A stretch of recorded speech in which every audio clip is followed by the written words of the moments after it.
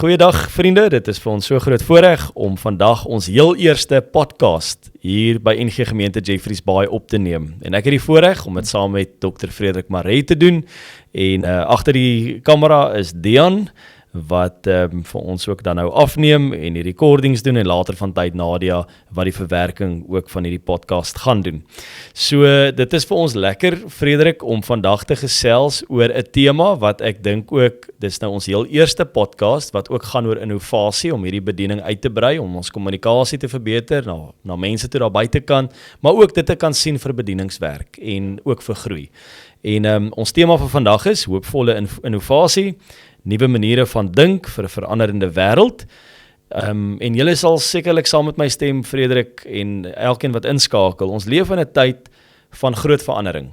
Binne die kerk, binne ons land, en baie mense voel onseker oor die toekoms. En vir sommige mense sien eintlik al hierdie probleme raak, en dan is daar ander mense wat altyd hoop sien en geleenthede sien. En jy's een van hulle.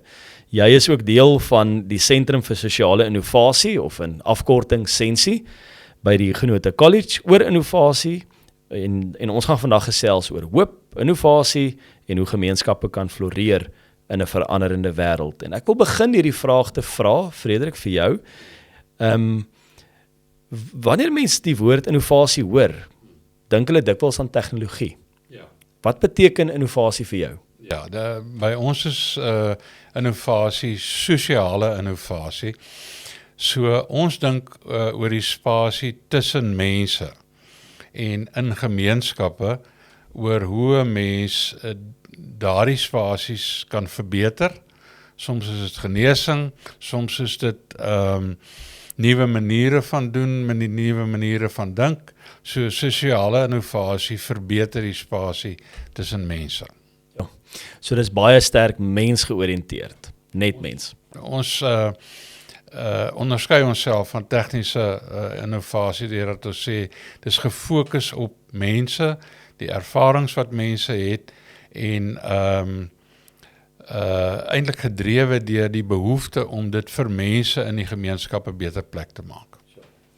Jy word beskryf as iemand wat nie dink en anders kyk. En wat het hierdie waar het hierdie ingesteldheid ontstaan? Hoe het dit gebeur? My sabee-juffrou het nou nie dit waardeer nie, want ek onthou ek het op 'n dag, het ek besluit ek gaan nou vandag al die syfers anders ommaak, want dit is dan so vervelig dat jy nou die drie's aan mekaar so ommaak, toe maak ek dit ander kant om. Ek dink ek het in die hoofse kantoor beland daarvoor, maar so dis in 'n sin seker 'n bietjie ingebore by 'n mens, maar ook in my geval baie sterk gestimuleer deur my geloof in Jesus Christus.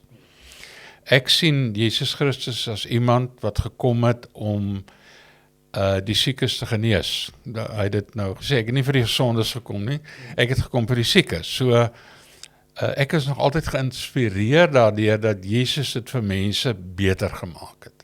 En by miskien 'n persoons soort van aanvoeling, lê dit ook baie diep gewortel in my geloof. Ek dink ons is geroep om die wêreld 'n beter plek vir mense te maak. Ja, ek wens ons kan dit almal uitleef, né? Dat jy inspireer my wat aan die ander kant van hierdie tafel sit. En jy inspireer my om definitief jy weet hier te wil uitgaan en dit te gaan leef. Ek begin sommer nou daarby en sê kry vir jou 'n dag in die week waar jy nie kla nie. Nee, besluit net, dit gaan 'n wonderlike dag wees, want jy gaan baie min hê om te sê. Want al daai klagtes wat ons so herhaal, loop eintlik op niks uit nie. So by innovasie sê ons, kom ons gebruik daai energie en ons dink oor hoe is dit nog nie reg nie. Hoe is ons nog nie waar ons graag wil wees nie, eerder as om te kla oor wat alles verkeerd is. Ja, ek was by 'n geleentheid waar jy self ook by was en wat my geïnspireer het was juist daardie woorde van dit werk nog nie. En nou die dag ook het ek die geleentheid gehad om dit vir iemand te kon sê, wat gesê het, maar hierdie ding wat ons nou gaan doen, gaan nie werk nie. Verander net die woorde of die term, dit werk nog nie. Dan verander dit heeltemal in mense denke van, okay, nou moet ek gaan soek hoe hierdie ding moontlik gaan. Ja, so dit is natuurlik 'n raamwerk wat diep in die Christelike teologie lê, né, om te sê ons is op pad van die alreeds af na die nog nie. En ons het redelike goeie sekerhede oor daai nog nie. Né? Ons sê nou, weet ons is in 'n baie onseker wêreld. Eintlik is dit 'n bietjie nonsens. Ons as gelowiges weet, ons is op pad na 'n wêreld toe waar God se getrouheid en sy liefde, sy verbondsgetrouheid gehandhaaf gaan word. Hy gaan ons nie los nie. En elke dag is ons 'n entjie nader op pad na die, kom ons sê dit, die wederkoms, wanneer ons gaan sien hoe die koninkryk in sy volheid ontplooi gaan word. Lekker goed om daar uit te sien. Ja, dit is mooi. So ek moet eintlik my tema dan nou heeltemal. Ek wou aan die begin vir jou gesê het, "Ai, Joe, kom ons verander dit, maar Ons gaan dan sê, jy weet, ons is op pad soontoe. Ja. So dit is uit daai hoek uit. En ons leef met diep sekerhede oor die toekoms. Hoewel ons weet daar natuurlik goed gaan gebeur wat ons omkant kan vang, is daar onder dit, is daar daai sekerheid, die Here gaan ons nooit los nie. Jo, dit maak my so, dit bring vir my soveel hoop en dit motiveer my ook om anders te dink en anders te kyk. So baie dankie ook vir die wysheid ook met dit en ek hoop dat dit vir elkeen anderste ook so baie sal beteken soos wat dit nou vir my hierso doen. Wie of wat het jou geleer om hoopvol te bly, selfs wanneer daar uitdagings kom in die lewe? En ons weet dit kom. Ek weet kan amper soos Hebreërs sê, jy weet, dit is so 'n wolk van getuies. Dit is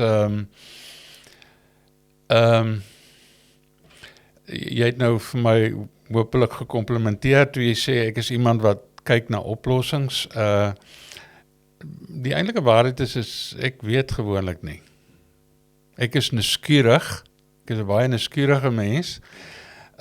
Ek kan onthou dat ek as klein seentjie in die kerk gesit het en gedink het, hoe kan ons dit nou anders doen? Jy weet, so ek is nuuskierig, maar ek is gelukkig nie, die sonde dat ek dink ek weet alles, het my verbygegaan. Ek weet ander mense en gaan my help met insigte. So ek reik natuurlik uit na mense wat meer weet as ek of wat ander perspektiewe het. En ek,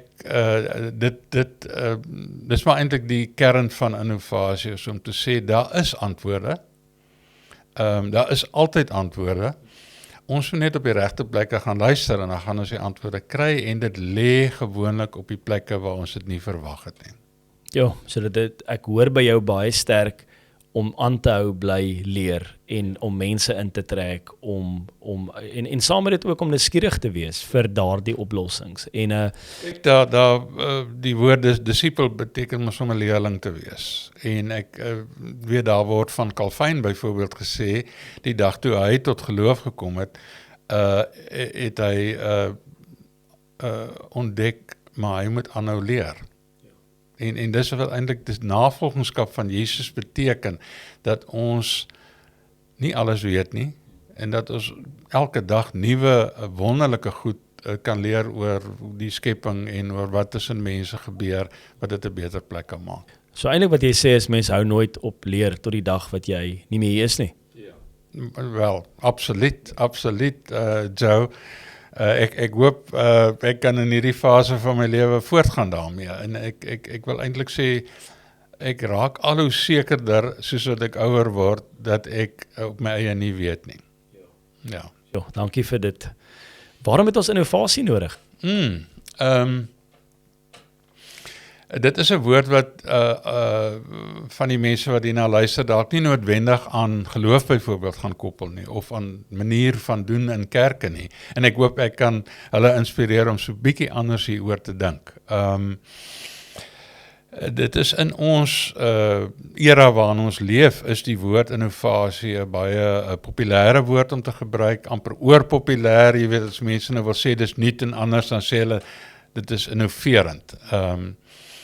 Hoekom het ons dit nodig? Is ons het diep gevestigde patrone van dink en doen wat die wêreld 'n slegte plek maak.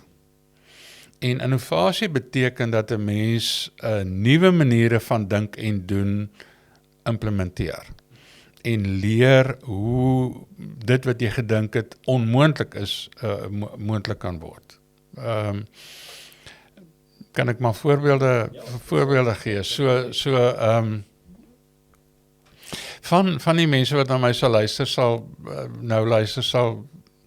weet 'n mens kry baie keer inspirasie. Jy sit en dan skielik voel dit vir jou, hoekom kan ons nie dit doen nie? En dan gaan dit maar weer weg en jy doen niks aan nie. Maar soms probeer jy dit, nee. So ek het saam met 'n dogter van my 'n pelgrimstog gaan stap in Spanje, en op pad terug het ek op daai braaksakkie, daai wit sakkies, jy weet, het die enigste papier wat ek gehad het, ek begin om 'n roete te teken van hoe dit sou lyk as ons in Suid-Afrika so iets sien. Want ek het gewoon, hoekom moet ek nou Spanje toe vlieg? Ons het dan so 'n mooi land. En dit is nou vandag 15 jaar later, in die netwerk wat ons vandag noem die Pelgrimstog van Hoop, en julle is ook deel daarvan, het ons 2000 kilometer wat mense kan gaan stap. Elke 20 kilometer is daar 'n herberg wat jy ontvang. Dis gemerkte paaie, daar's mense wat dit organiseer. En as ek nou terugdink 15 jaar terug, sou ek nie kon glo dat dit moontlik is. Want dit natuurlik nie ek wat dit gedoen het nie. 'n Hele span mense was deur die idee geïnspireer en het toe net vlam gevat en dit begin doen. So dit begin by inspirasie. Persoonlik dink ek daai inspirasie kom van die Gees af. En ook die Bybel, ou bekende Bybelgedeelte wat ons lees, wat ons elke dag nuut gemaak word deur die Gees, kom daar, dit gebeur daagliks met my, dat ek met probleme sit en dan lees ek die Bybel, en ek raak rustig en ek bid, en skielik voel dit, ek is in 'n ander wêreld. Nou is enigiets moontlik. En daar is ook mense wat sê, dis eintlik wat geloof is.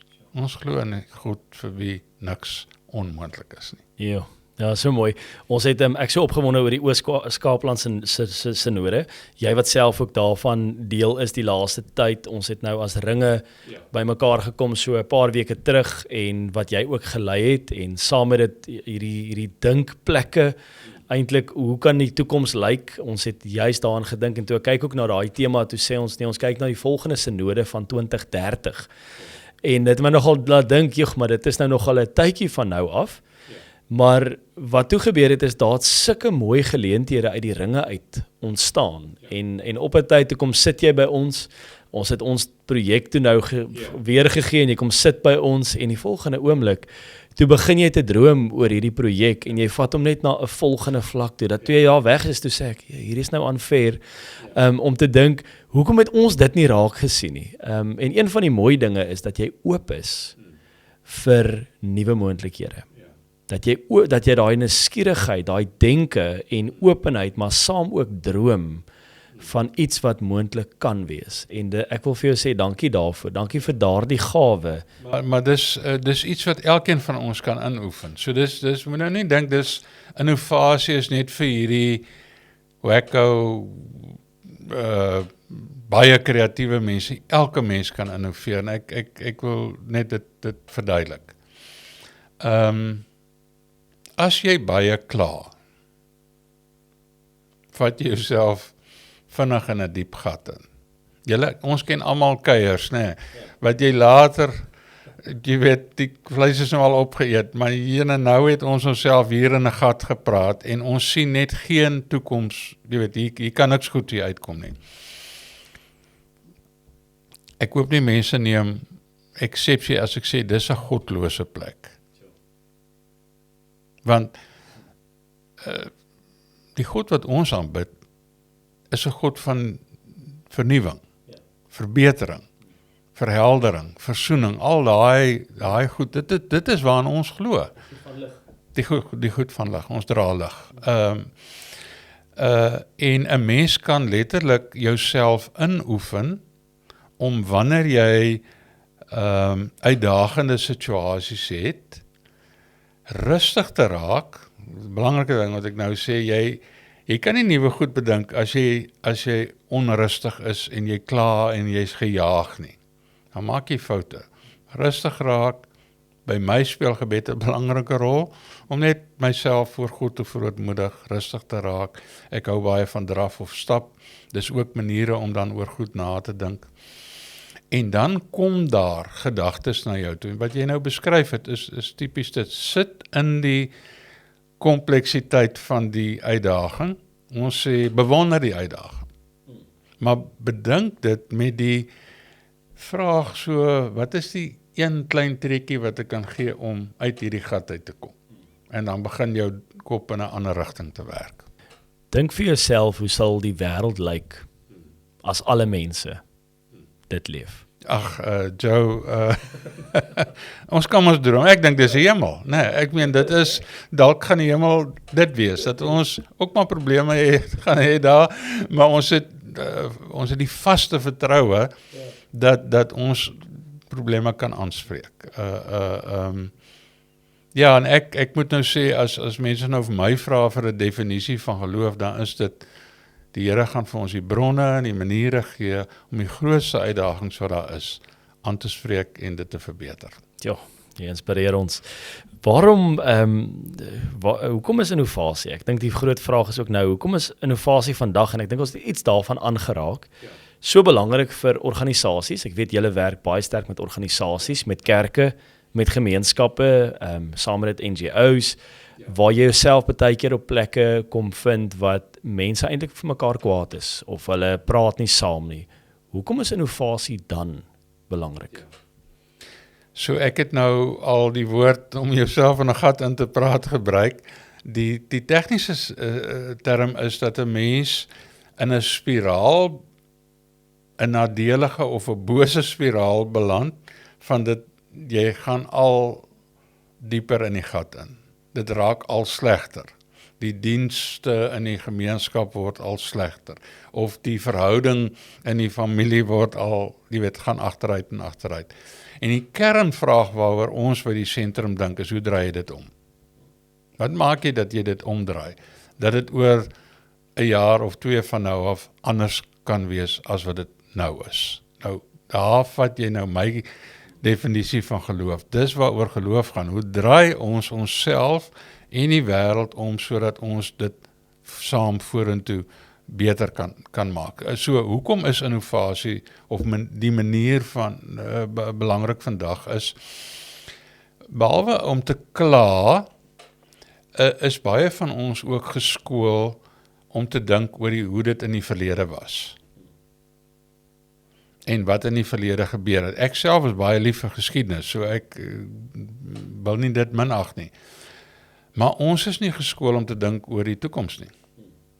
Nee, maak dit sin. Nee, dink maar aan jou skoolvak of wat jy op universiteit gedoen het, of waar jy ook al leer, is dit baie dikwels dat mense vir jou kennis gee van hoe dit in die verlede was.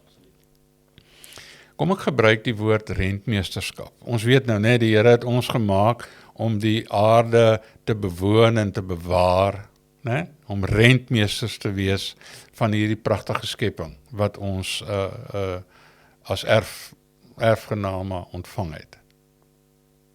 So, rentmeesterskap dink vorentoe. Rentmeesters is mense wat boer op 'n plaas, sodat my kinders en my kleinkinders ook hier kan boer. Rentmeesters is wat woon in 'n dorp en sê, hoe kan hierdie dorp eendag as my kinders hier woon, 'n wonderlike dorp vir hulle wees. Rentmeesters is mense wat bedelaars op die straat ook sien sit en vir hulle self afvra, is daar iets wat ek kan doen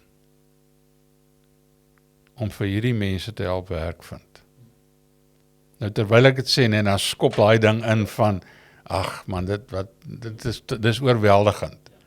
Nou die oomblik as jy dit dink, dit is boos. Nee, dis die bose kringloop. Sê, ek kan niks aan doen nie.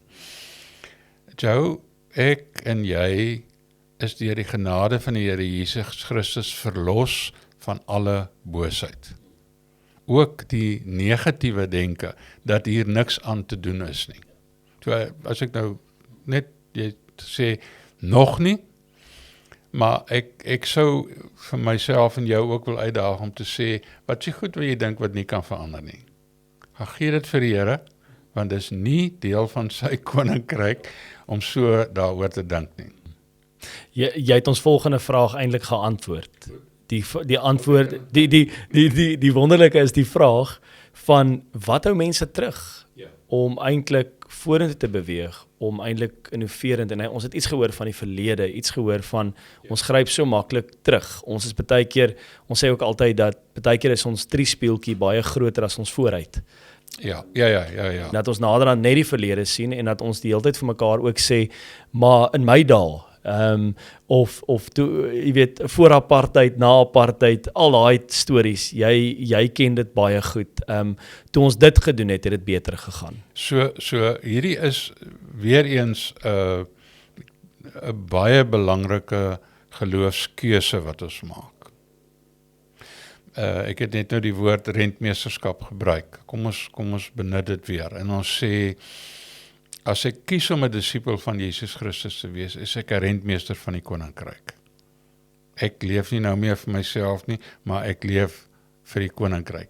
En dit beteken, ek skuif my manier van dink weg van wat in die verlede gebeur het, sal maar net weer gebeur. Daai sogenaamde, verskoon as ek dit nou gebruik, maar dis heidense sikliese denke.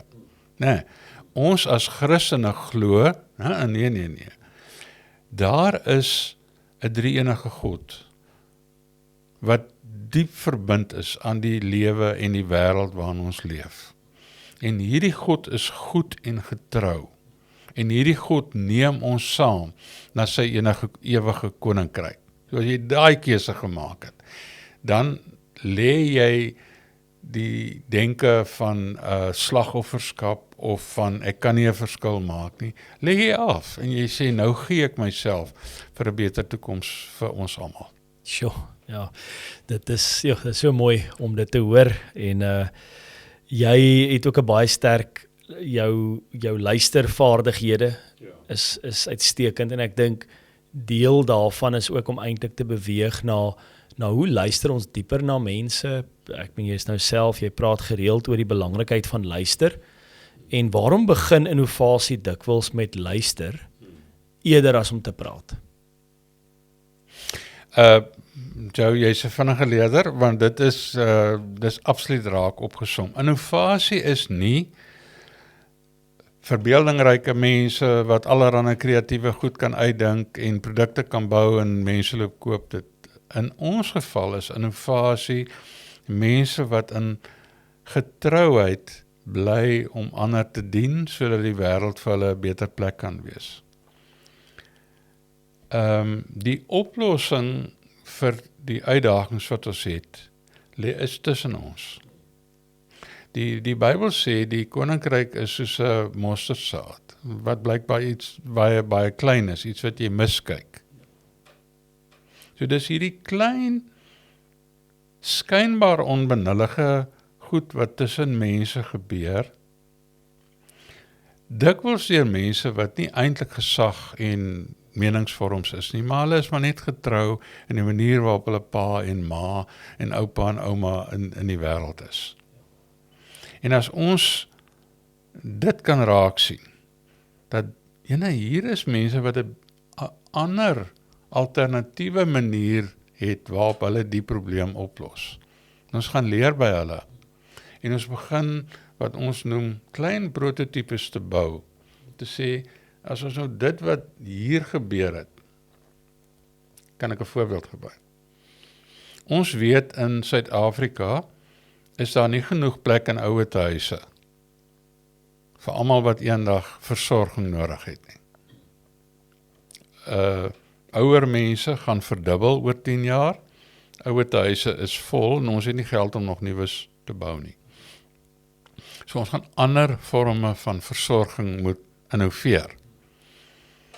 Nou Joe, daar's miljoene mense wat reeds vandag mense versorg wat by die huis is. familie, selgroepe, gemeentebedienings, bure. So kan ons dink aan maniere, en dis nou 'n projek waarby ek betrokke is, kan ons dink aan maniere waar ons nie 'n baksteen op mekaar hoef te sit nie, want die mense is klaar in 'n verhouding met mekaar, hoe ons daardie versorging wat hulle gee, kan ondersteun vanuit 'n gemeente byvoorbeeld, sodat dit volhoubare en uitstekende versorging vir hierdie ouer persone kan gee, sodat hulle langer in hulle huis kan bly. Jy hoor, dis nie hoë tegnologie nie, dis nie baie geld nie, dis eintlik net om die koneksies wat daar tussen mense is met mekaar te kan verbind. So byvoorbeeld nou, sê nou maar daar is in 'n gemeente soos julle verpleegkundiges, afgetree, maar hulle het nog daai kennis, en jy kan hulle begin konnekteer, sou hulle geroepe voel daarvoor, om net daai mense in die straat 'n bietjie te help dink oor, wat moet ek voor kyk, wanneer die oom nou begin val, of begin vergeet, of so, dat daar rooi liggies aangaan, né? Ja, so is daai klein prototipes. Jy het selfs by daai geleentheid ook gesê, wat kan die hoogste impak hê, met wat jy die minste gaan kos. En ek dink baie kere luister ons nou in. Nee, dis die helfte daarvan. So dis die een ding wat ons kan doen, wat die grootste impak gaan maak, wat die minste gaan kos, en waarvoor ek die toestemming nodig het. Okay. So jy het gevra oor luister, en hoekom luister, want ek het nou 'n bietjie lank gepraat hieroor. Luister is belangrik, is eintlik 'n manier waarop ek my verwonder oor wat mense doen wat hulle reg doen. Wanneer hulle dit reg doen. Nou, vul ons gesprekke eerder daarmee, as met gesprekke oor wanneer mense dit verkeerd doen. Ek weet nou nie hoe dit by julle is nie, maar die buurt WhatsApp groep. Dit voel vir my, dis al wat mense daar doen, is hulle kla. So as ek so nou en dan daar sê, baie dankie vir die munisipaliteit, dat hulle die drein nou baie mooi reggemaak het, dan kom daar 'n klomp en sê, ja, maar daar is nog 'n klomp ander dreine wat nie reg is nie, which is fine. Maar kom ons begin net waardeer en raak sien, so luister is om raak te sien, wanneer daar goed reg gebeur. So kan ek so 'n bietjie oor vlakke van luister iets sê. In die natuurlike staat is mense geneig om te luister na mense wat net soos hulle dink. En as jy van my verskil, dan luister ek na jou, maar ek dink eintlik wat ek nou gaan sê, om te sê hoe jy verkeerd. As 'n teenreaksie. As 'n teenreaksie. So wat daarvan ons oefen onsself in om te luister, ook met ons gevoelens, met ons empatie, om te sê, as jy die storie vertel, jy het vanoggend in 'n ander konteks 'n storie vertel, wat my diep geraak het. Ek dink, ek kan my inleef in wat jou nou vertel. Maar wat daarvan, ons gaan nog 'n vlak dieper, en ons luister tot ons voel, jy's, is iets wat my nou inspireer.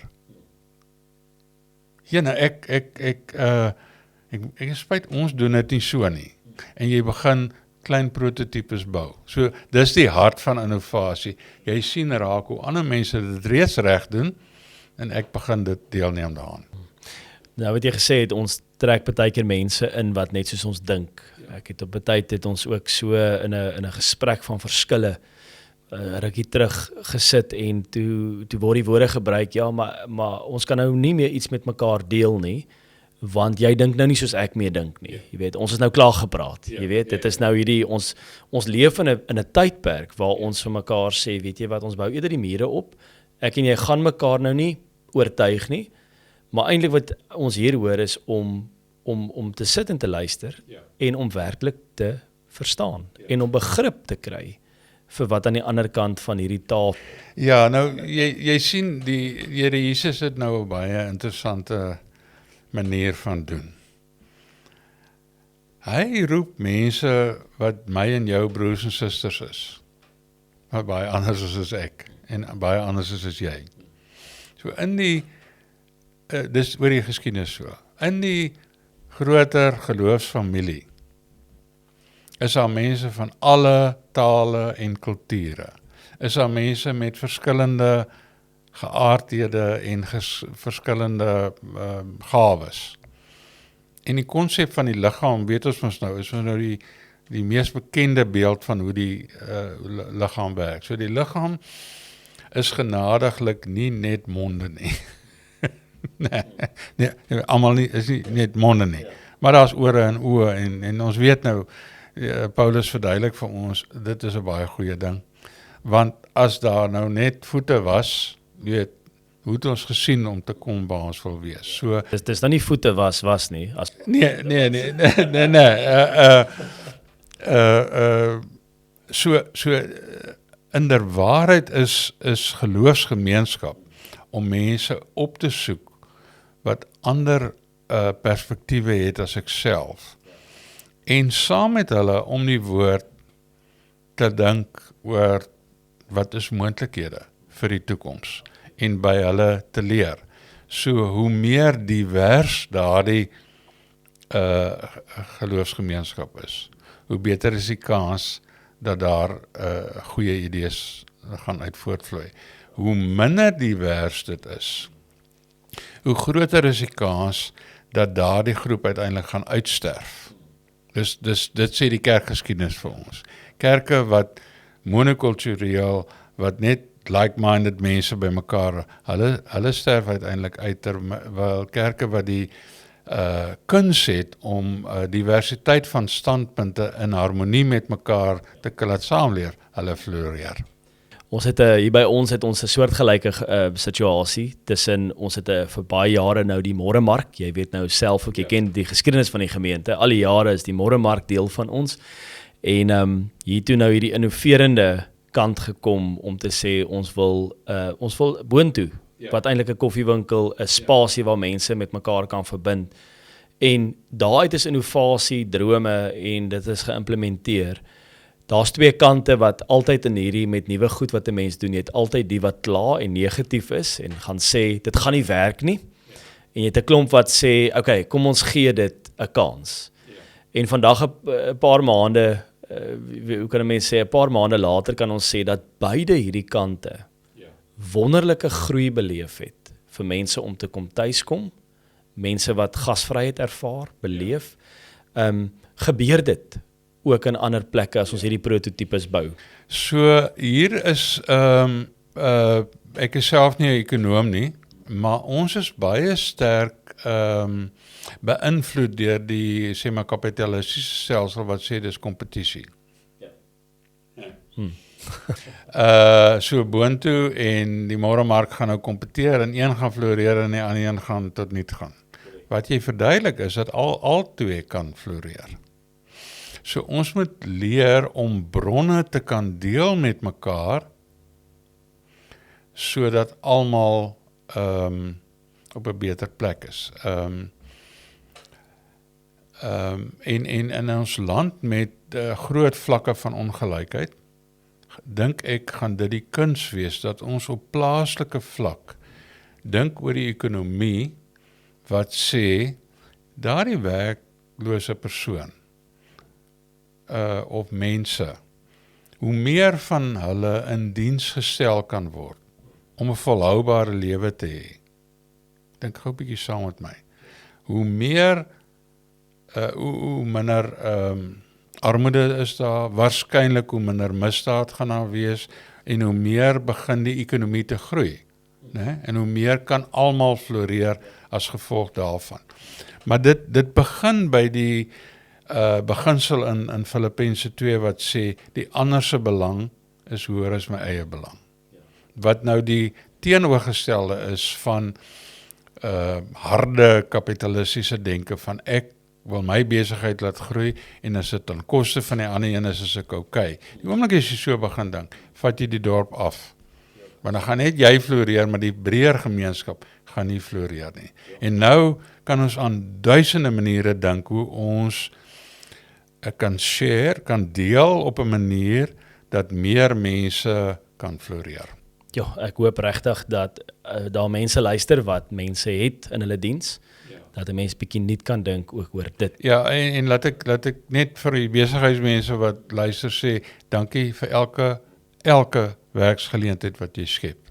Want dit is 'n baie groot, is eintlik die uitdaging in Suid-Afrika, waarop gelowiges toegewyd gefokus moet wees. Hoe kan ek my kennis, hoe kan ek my bronne benut sodat die ekonomie kan groei en mense in diens gestel kan word om self 'n volhoubare lewe te hê. Frederik, ek kan heeldag met jou praat. Dit is, en ek dink ook die luisteraars sal definitief ook sê, ek kan ook heeldag na jou luister. Nee, dit sal vervelig raak. En so ek wil afsluit deur te vra, ek dink jy het vir ons soveel goed van waarde gegee, stof tot nadenke wat ons oor kan gaan dink en self in ons eie stilte tyd daaroor kan gaan dink. Hoe kan ek, en ek dink jy het 'n paar praktiese goed al klaar vir ons gegee. Kies daardie een dag, jy weet, om nie te kla nie. En ek dink dit is repeterend word dit later 'n gewoonte, nê. En dan word dit later 2 dae. So as jy vir een dag het kon regkry, jy weet, daag jouself uit vir 2 dae en so kan dit meer word en begin kyk vir die spasies om daai gapings raak te sien. Ek het 'n paar keer in die gemeente ook gepreek om te sê dat ons as gelowiges word geroep om gapings raak te sien en ons wys nie vir mense aan om die gapings te vul nie. Ons doen dit en dan is gewoonlik my woorde dan, jy vul dit soos 'n goeie buitesenter van die blou bulle. Okay, so dit is, jy hoef nie... Ja, nou begin hierdie gesprek redelik suid gaan, maar goed. maar die ding is juist daarin om te sê, ons sien die gaping raak en dan sê jy, kreatief moet dit gevul word om iets omtrent dit te doen. Ek wil afsluit deur 'n paar vinnige vrae. Wil jy daarop reageer? Ja, ek wil, daar's iets nou nog missing, nee. As ons iets doen wat nog nie tevore gedoen is nie, gaan mense vanuit 'n skeptiese en dalk jouself sê, ag, dit gaan nooit werk nie. Dink aan maniere waarop jy daardie vrees kan bekamp en jy waagmoedig kan raak om te waag. Kyk, as jy nou net daardie soort van lens opsit en jy kyk na Jesus se lewe, dit is eintlik wat Jesus die hele tyd gedoen het. Hy het gewaag om met die vrou by die put te gaan praat. Hy het gewaag om 'n kind op te tel.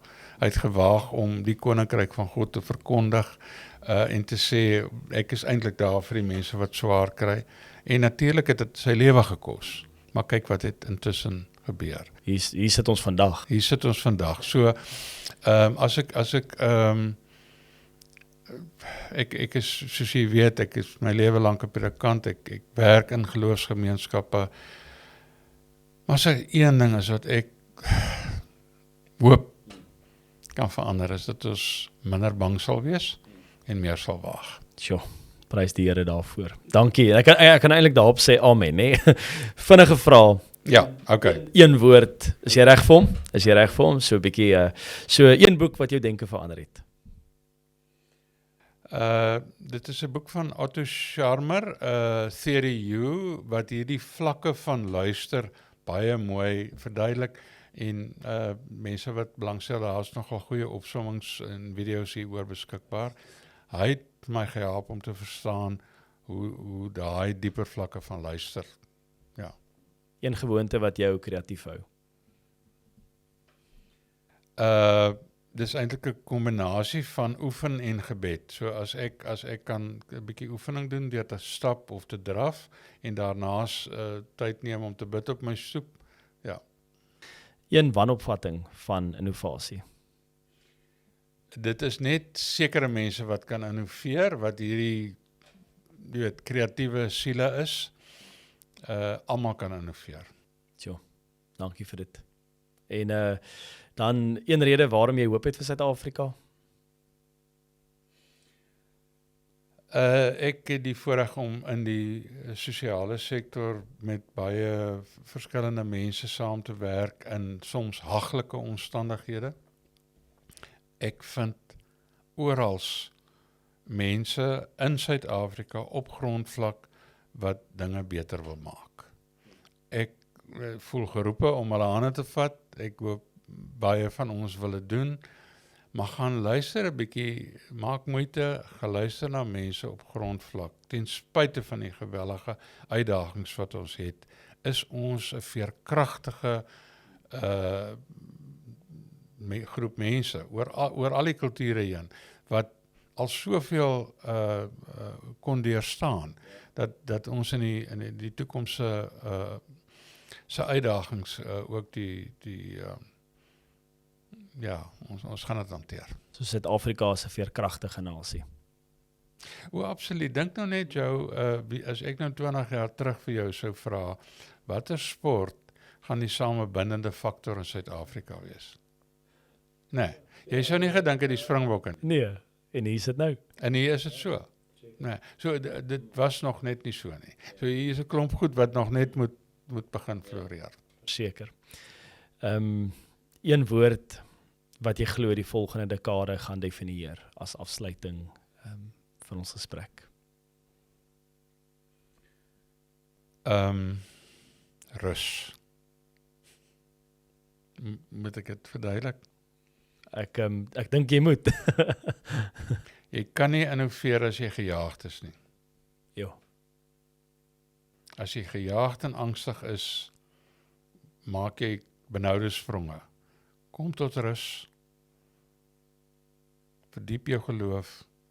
En in daai rus gaan die sparks, jou te binne skiet. Ja, wat 'n voorreg het ek vandag om hier te kan sit en te kan hoor. En ek hoop dat elke luisteraar, elkeen wat hierna luister, dit dieselfde ook sal sê. Dankie dat jy ons kom verryk het met jou kennis, met jou insig en dat God se Gees deur en in jou ook werk om vir ons ook antwoorde te gee op ons lewens en ook vir die toekoms. So wat ons mekaar ook sê, dat innovasie begin nie net met antwoorde nie. Dit begin met die moed om nuwe vrae te vra. En hoop is die oortuiging dat God reeds besig is met iets nuuts. Dis wat ek hoor. En ons moet net leer om dit raak te sien. Dankie vir jou. Mag hierdie nuwe inisiatief van die podcast sal definitief hier vanaf net beter raak, maar dit was heerlik om met jou te gesels. Die fondasie wat jy gelê het is, of hoe kan ek sê, die bar wat jy nou gesit het is redelik hoog, so baie dankie. En dankie ook vir jou menswees en ja, dankie dat ons by jou kan leer en dankie vir die mentor, leier en ook vriend wat jy is. Ons sien uit vir die toekoms saam. En mag die Here julle ook seën, ook by genote en spesifiek ook dit waarmee jy ook besig is. Luisteraars kan jy ook aanlyn kry. Ons gaan dit ook natuurlik in die bio sit, sowel as in die comments gedeelte. Gaan ons ook dan julle webtuiste ook daar sit om jou te skakel indien hulle enigsins ook hulp nodig het met prosesse. Ons waardeer jou. Dankie. Daar's hy. Lekker dag. Totsiens. Cheers.